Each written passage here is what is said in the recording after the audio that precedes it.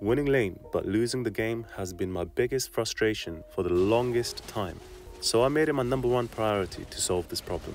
I spent weeks researching and talking to professional players and then practicing hundreds of games. And I'm here to show you step by step how to use your early strength to get your entire team ahead, even if they all lost lane. First, you'll need a strong early game champion. Then you win lane, which I'll show you how.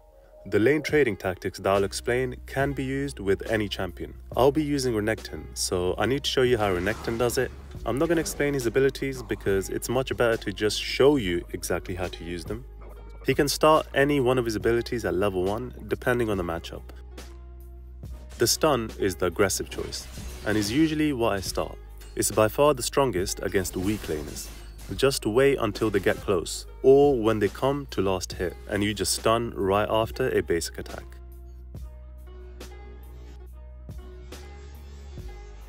And then get away from minion aggro. So again, basic attack, stun right after, and it's 3 quick attacks. But don't keep chasing afterwards, otherwise you lose the trade to minion damage. Unless it's someone as weak as Kale. She wastes her range attack to poke me, so now she can't last hit from range. So I position up to punish her if she tries, and I keep fighting her because of how weak she is. Now I just build my passive. Whenever RENEKTON attacks something, it charges his fury, and at 50% his next ability is enhanced. The stun with fury does a stupid amount of damage, and if they don't respect it, you can just flash stun, giving them no time to react. The stun is even stronger using Kraken Slayer because it does true damage on every 3rd basic attack, which is perfect because the stun itself is considered a double attack, meaning a basic attack into stun is 3 quick attacks, proccing Kraken Slayer instantly. The Fury empowered stun is even stronger with Kraken Slayer because it now does 3 attacks instead of 2. So the stun alone procs Kraken. And the stun duration is doubled. That's a level 1 ability that does over 200 damage and it's a powerful stun. With stun level 1, you can kill weak laners if they don't respect your space. Here, I just need to slow push and prevent him from building his fury. Meanwhile, I build mine. I know he will come for this, so I take position early. I have 50 fury and because my stun is almost up, I keep chasing. And against strong laners, the stun with Kraken is strong enough to win fights as long as you run back into your minions afterwards. And if they follow, they will lose the trade to your minion damage. However, it's not strong enough to win against the strongest early laners. Fiora outranges me at level 1, so I end up overextending to trade. I still win, but the biggest flaw of this ability is its long cooldown. Now I can no longer fight against her push until the stun cools down. And by the time it does, she has the push advantage and gets level 2 first and almost kills me. However, I do end up easily beating this Fiora in lane and I'll show you exactly how later on. So against such champions, you're gonna need to start with the safer option, the spin. It's a multi-target spin that gives you some range to safely last hit and to poke them. It also doesn't aggro minions because it's not a targeted attack. When Garen runs at you level 1, spin before he silences and then another basic attack and then just run away back into your minions. Then contest the wave to get level 2 first and to build fury at the same time. The spin has a much lower cooldown than the stun and it also heals for each unit it hits. The empowered spin does more damage and healing. Against range, you're forced to start spin for safer farming because of its long range and its short cooldown and a little bit of healing. Even against champions that slightly outrange your stun and have shorter cooldowns such as Yasuo skill 1, the spin is great to take out his passive shield without aggroing minions and also without spending a long cooldown on a shield. Here I know he will farm this minion from range, so I move up early but to the side. So now he can either get me or the minion, not both. And same against Akali. She will come to last hit, so I position up but to the side again. She also has a lower cooldown than me, so I avoid her until I get my spin, and then I position aggressive once again, and poke and build some fury. And this is the ability you're gonna max because its damage increases most with levels, and you will be using it for sustain with its heal. It's AoE damage, which allows you to push waves faster, and it has a shorter cooldown. But even after the spin is maxed, you should still use your fury on the empowered stun in a 1v1 situation because you'll get a longer stun and the extra on-hit damage from Kraken Slayer, Blade of the Ruined King and Black Cleaver. But if you're inside a big minion wave and it looks like the fight might be close, then you can use the empowered spin. But if you're trying to execute someone and you're obviously gonna win, then use the stun for the longer stun duration and more damage. You can sometimes start skill 3, dash into them for damage, basic attack and dash back out through them. If the first part of the dash hits anything, you will then get another dash. So it's important to dash into something, either onto the enemy or through minions, or even through jungle monsters. But this start is usually a terrible idea against most melee laners because you'll be using a long cooldown ability to lose the trade anyway. But I think the biggest upside to dash level 1 is the fury you can generate by dashing through the minions twice. And also, now you can go for the strongest level 2 combo, dash and stun. It's a combo you won't have access to if you started spin level 1. And level 2 is usually when RENEKTON starts to overpower most champions, and by this point you should have some fury built up. I messed up here by not pushing fast enough, so he gets level 2 first, and then I engage before hitting level 2, so I have to come back for the minion, get level 2, but then I have to waste fury on the second dash instead of the stun, so the fight ends up being close. But against weak laners, you will always have kill pressure level 2 if they don't respect your early game power. I'll flank this kill from behind, attack, stun, attack. I already have the slow push and she cannot push back, so I just leave the minions alone. And when she needs to last hit, I position up and to the side, forcing her to choose between me and the minions. So far she played this horribly, and that's when you'll usually have kill pressure level 2. Her range attack comes off cooldown and she wants to last hit, so I take position and time my engage. Dash, stun, attack, dash. It was an empowered stun, even though I only had 25 fury, because with my first dash, I went through all these minions. The empowered stun lasts long enough for you to attack and use another ability before the stun runs out. And if anyone ever walks into you level 1, you can just attack, stun and chase them down. And then you'll have kill pressure later on if they don't give up last hits after that.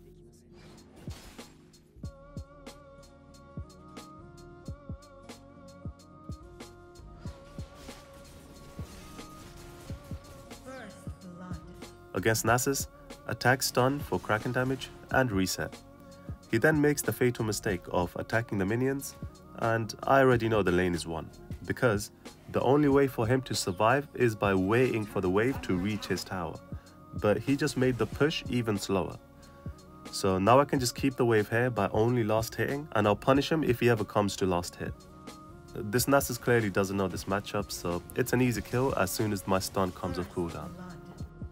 But what if the Nasus plays it correctly and survives until the wave gets to his tower, like this? So I screwed up this lane by starting spin, which pushes the wave quicker than usual. I also made it worse by attacking him, which aggroed his minions. This causes the wave to push even faster. So Nasus plays safe and doesn't lose too many minions before the wave gets to his tower. The stun has a slightly higher range than basic attacks, so you can still poke them under tower from outside with both your stun and spin whenever they come close to last hit. So I damage them every chance I get. Here I waste my dash for a cannon, then failed my empowered spin onto him, and then I don't see the jungler coming and have to waste my flash. But it's still fine because of how free this matchup is. I don't have stun, but I punish with spin attack, which also builds some fury. And here is another one of RENEKTON's superpowers, easy tower dives. So I crash the wave when I've built enough fury, and then I just walk up, basic attack, stun, ignite, spin, basic attack, dash, and then dash out of tower. Didn't even need to ult. The Lee Sin catches me but then doesn't chase because he understands the power of Renekton's ultimate, which I'll show you later on.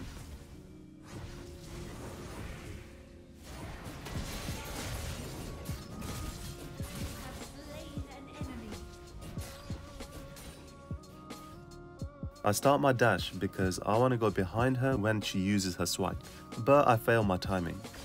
It's fine because she wasted her passive shield and I got to build some fury. Now she doesn't want to trade without her shield. And at level 2, I position to the side of my minions to dodge her swipe when she farms with it. I attack stun, attack dash, attack dash. Her shield saves her some health, but now it's down again. I keep up the slow push until my cooldown and avoid her attacks until then. She walks up for some reason, so I just attack dash and chase. Her shield saves her, and then unfortunately I dashed out with 50 fury, which gets wasted. But it's fine because at level 3, the wave is pushing to me, meaning I can freeze, which means this lane is over. So now another one of Renekton's lethal combos. I built to 50 fury and right now I can dash stun for the kill, so obviously she stays out of range. She's far enough that if I double dash to her, she'll be able to react. So I position back to make her feel safe, and as soon as she comes close enough, I dash flash stun, giving her no time to react. This is a position you will get into often with Renekton when their HP is in kill range and they don't want to come too close. Just fall back and invite them in for a last hit, and then pounce with dash flash. Top turret is under attack. First blood. You have slain an enemy. Against this type of CC, you'll need to just stun and back off. No basic attacks in between or they will pull you in. And then if you ever get a freeze on them, it's game over.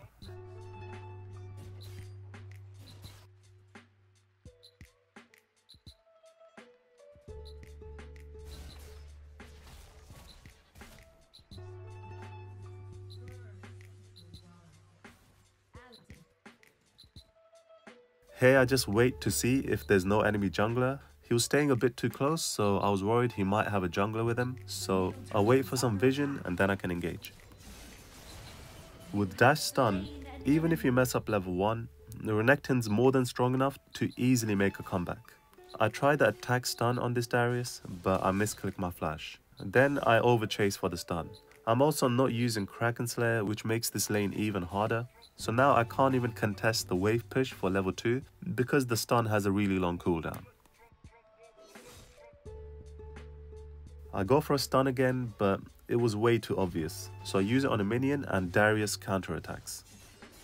I try attacking back for some reason, but chased without my stun and into his minions, where he can easily turn on me, so I end up wasting my flash also. And now I just have to stay away from him until my abilities cool down. But when I do get them, even though I'm half his health, Renekton's combo, if executed perfectly, will allow you to get a completely free trade with barely taking any damage back. I can dash in, empowered stun, attack, dash out before he can do too much. Now I just stay out of his range until my cooldowns.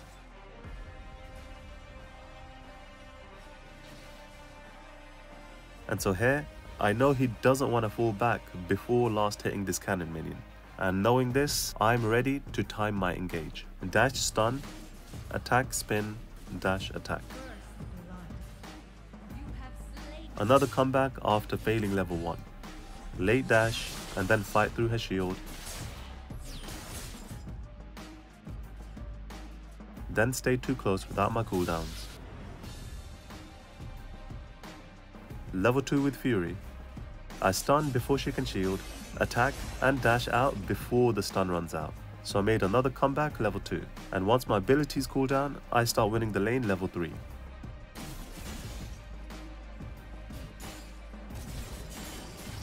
Unfortunately I messed up by not warding and I got ganked, but I still come back and win this lane later on, which I'll show you.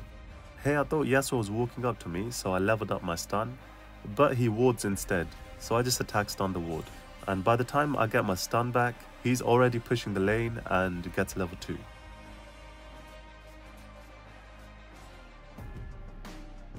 And then his passive shield and the bone plating rune blocks all my damage. But now he doesn't have 2 major cooldowns, and I have Fury for an empowered stun at level 2. I wait for the cooldowns and hit him with dash, attack stun, attack, attack, dash. I might have killed him with ignite, but I wasn't sure. I don't take my honey fruit because I don't want to scare him out of lane, because I'm a level 3 Renekton with full fury, and there's no way anyone should be close to me at this stage. And bonus tip, never fast push a wave like this, because then your minions will reach their tower and it will stop the next wave right next to their tower, which is a terrible position for many reasons. Watch my wave management guide to understand. So I keep these minions alive for as long as possible until the next wave gets hit. I wait out his tornado and then flash stun before he can dash away. Now I can't miss my first dash because he's stunned, and then empowered spin. And by the way, all of this was through his passive shield and bone plating. And against Jax, I cannot start stun because his second ability dodges all basic attacks and empowered attacks. I also don't want to start spin because I want the dash stun combo at level 2. I can attack the minions for fury as long as his dodge ability is down, but I have to get away early because his dodge cooldown is shorter than my stun. I attack dash for some damage and also to build some fury, and then he wastes his dodge. So now I have the cooldown advantage for a bit. So I position aggressively, but he gets scared away. So then I just back off to make him feel safe, and when he comes to last hit, attack, stun, ignite, and chase him down. Level 2, spin, stun. If you started spin level 1 against melee, you can then take stun level 2 for the kill pressure if they come into you, and they'll be forced to come into you if they don't have range. So build fury level 1, and if they're anywhere near you at level 2, attack, stun, ignite, spin, attack, and they'll be dead before the stun ends. And even if you don't have fury level 2, you will still easily win the trade, which will then build fury for your next combo, and then they will be forced to stay back. From there, you just want to slow push, and they won't be able to fight you until the wave reaches their tower. Another big general tip, if you've managed to push the wave slow enough, you will have a massive wave built up, which means 1, they will be underleveled because all of this experience is still standing, and 2, these minions will shred them down if they attack you back.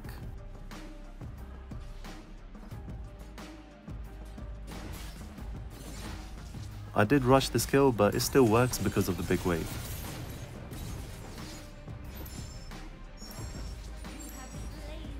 You can also bait them into attacking you for some minion damage, and then you can easily finish them off.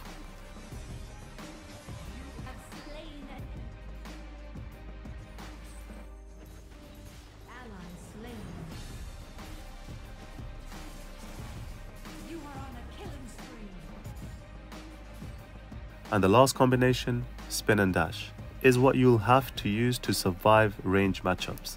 Against range, you can't start stun because you'll never be in range to use it, and you don't want to farm with it because it has a long cooldown. And it has animation delay, making it much easier for them to poke you if you use it on a minion. This is probably the worst position to be in against Teemo, right? Fortunately, Renekton does have the tools for a comeback. Because of this massive wave, I can dash through them to build a lot of fury, and then empowered spin for a massive heal, and then I can dash back out.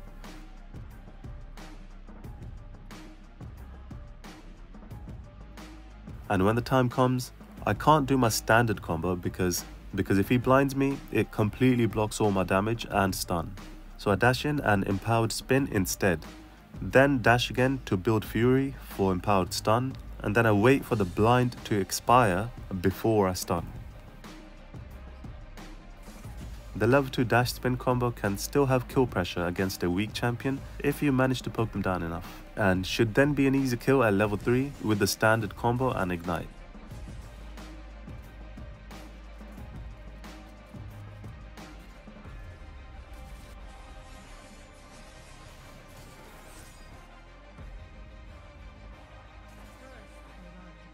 So what do you do if you get killed and get put behind?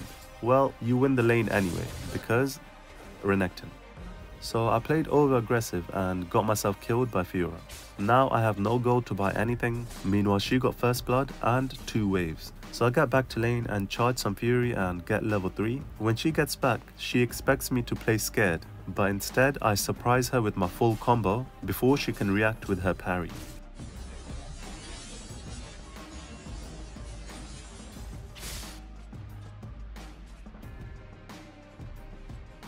She's under her tower, so she definitely doesn't expect me to dive, but I just take one tower shot for my full combo and win the trade again, and also build some fury.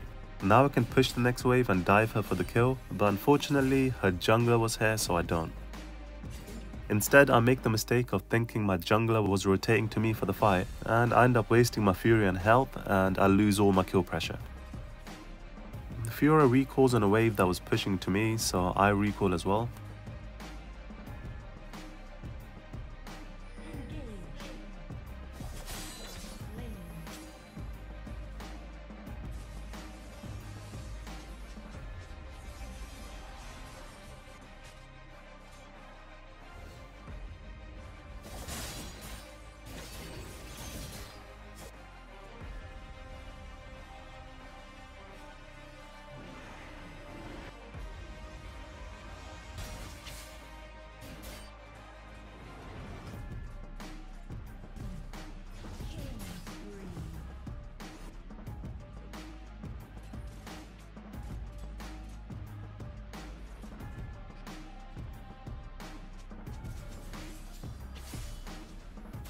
So after dying to that gank I showed earlier, when I was overextended and I didn't ward, I get back to lane and slow push.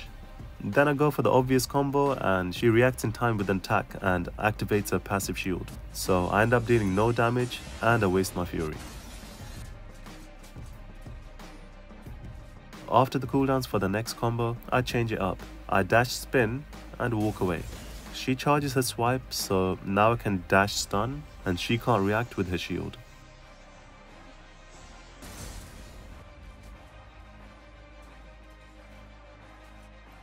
Next I go for the standard combo to change it up and not be predictable. And then I walk up to her for the spin damage and get her to waste her shield. And finally I can dive her with my ignite because her passive shield is down.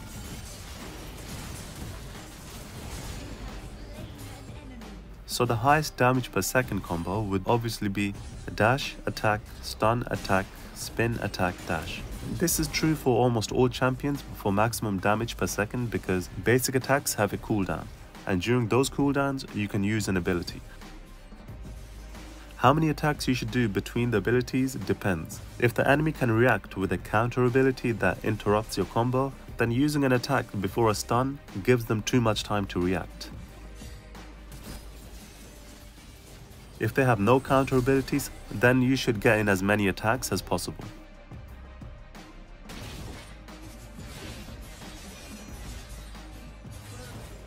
You also need to change it up for certain matchups that have real counter abilities.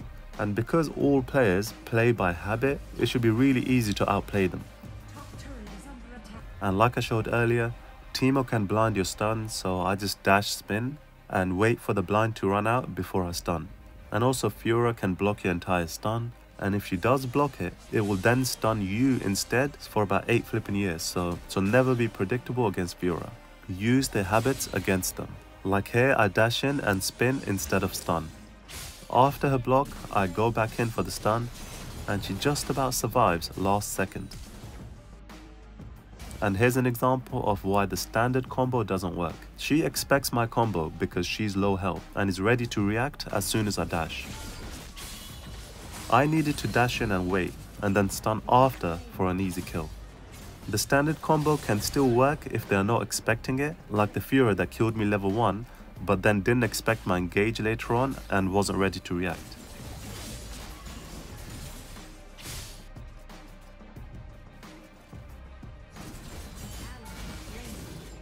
If Camille activates her first ability before you stun her, her shield will block all of your damage. But if she's not expecting your combo, like here, where she beat me level 1 and is now the aggressor, I managed to catch her off guard and she can't react, because she wasn't anticipating it. This Akali predicted my flash and outplayed me. I needed to flash stun to give her less time to react, which is what I did the next time. You also cannot stun in her shroud when she's invisible. What you can do is change it up by a dash spin, and when she reappears for damage, just stun her and win the trade. And this is a combo for when they stay too far back for the dash stun. You can just dash spin and walk away. Then they won't expect the second dash in, and you just turn for the stun. You cannot just spam your abilities and win lane with any champion.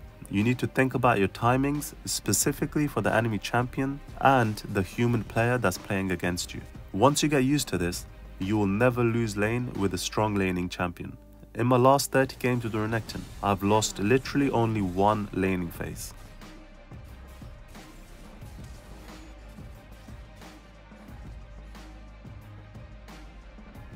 So far, if all that wasn't enough, he gets even stronger with level 5 when he gets his ultimate. It gives a burst of health and fury.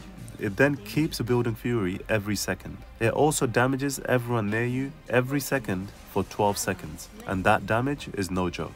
It also makes your champion model bigger, which increases the range of your spin, your stun, and even your basic attacks. Because it gives so many different benefits, the ultimate can be used in various situations. You can easily bait a tower dive with bonus health and then stun them under the tower. Or you can use yourself as bait if you have follow-up. This Rengar wants to ult me, so I go out and offer myself as bait, and then I ult as soon as he takes it. And especially early game, when junglers think that they can execute a low health victim.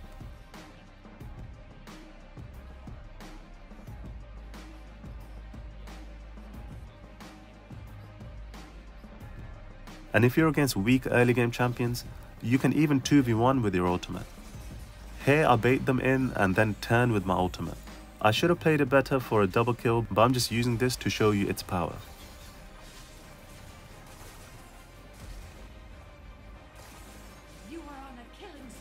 Here I get caught 2v1 and then fail my flash, and now I have one choice, to stand and fight with my ultimate.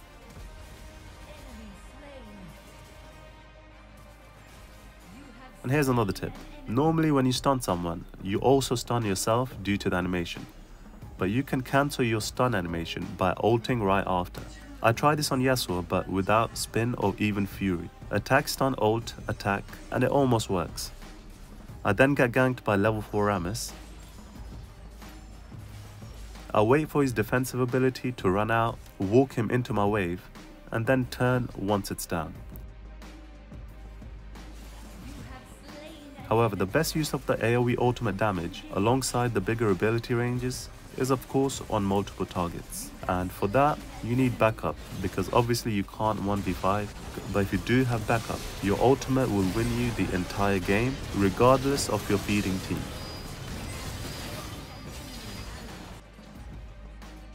So why isn't RENEKTON a popular pick at all ranks? Well, because RENEKTON level 1 is just okay against strong laners, but level 3 with Fury is unbeatable, and it will win you the lane every single time. But people don't play the level 1 properly to build the Fury and to survive until the power spike. Or the opposite, they don't play aggressive enough against weak laners who scale better into the late game. And if they do play aggressive, they keep pushing the wave early game, giving the enemy a safe farming position. And they also don't fight with Fury in mind or end up wasting it on the wrong abilities. However, the main reason RENEKTON isn't popular is because no one knows his biggest strength, not even the higher rank RENEKTON players. Everyone thinks RENEKTON's main strength is his laning. Well, yeah, it might actually be the strongest laning phase in the game, but I'm here to not tell you, but I will show you over and over again how to dominate the entire map if you know how and when to move around the map with a strong early game champion, especially RENEKTON. So making this video, there were so many details I wanted to include and cover them properly that I just kept adding more and more until the video was already over 2 hours long and it still wasn't done. So I decided to release the guide in multiple parts, otherwise it would have taken even longer for me to upload.